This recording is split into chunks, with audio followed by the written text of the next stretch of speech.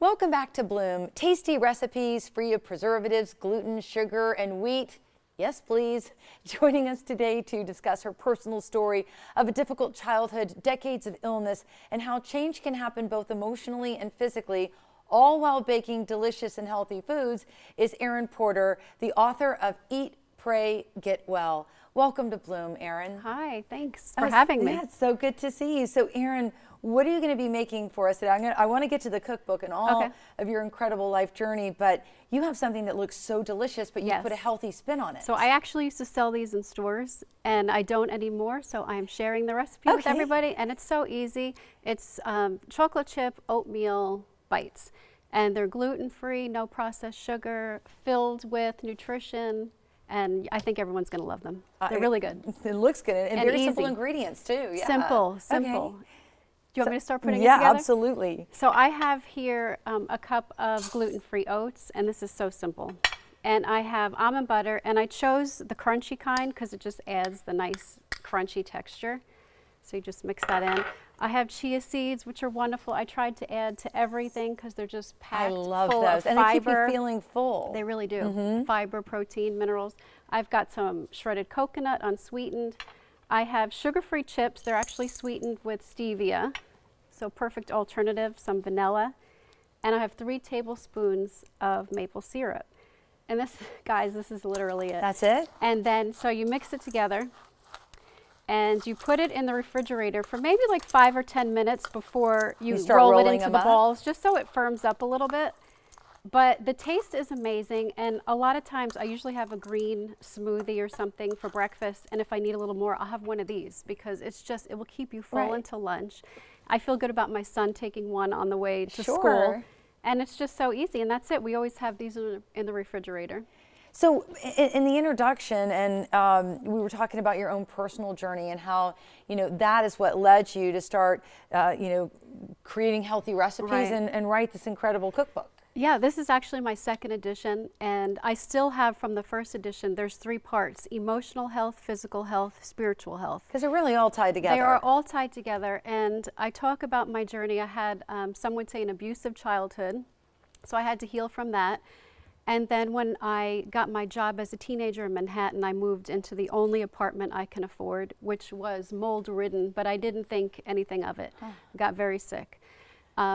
I had just head to toe, I could tell you all the different ailments that I had. And so I had to start to rebuild, especially my gut, because I was on antibiotics for probably 25 years, just constant, almost every day. And so I had a lot of healing to do.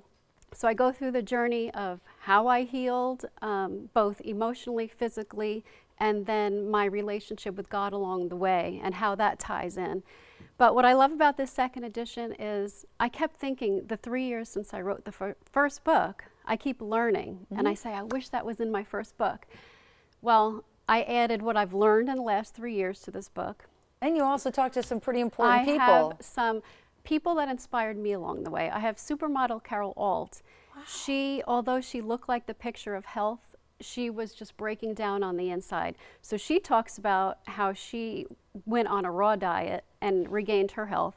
I have Joe Cross from Fat, Sick, and Nearly Dead, how he put his autoimmune system in remission, which I did as well. I had Hashimoto's. Really? I need to talk to you about that because I have hypothyroidism and I'm always looking for foods to eat that will help my condition. And a lot of people will say it's autoimmune. You know, yes, you will have it for life. You can't get rid of an autoimmune disease, but you can put it in remission. And then I have cardiologist Stephen Sinatra, and he always says cardiology is from the neck up, meaning your rage, anger, joy, happiness, love, they all affect your heart and the health of your heart.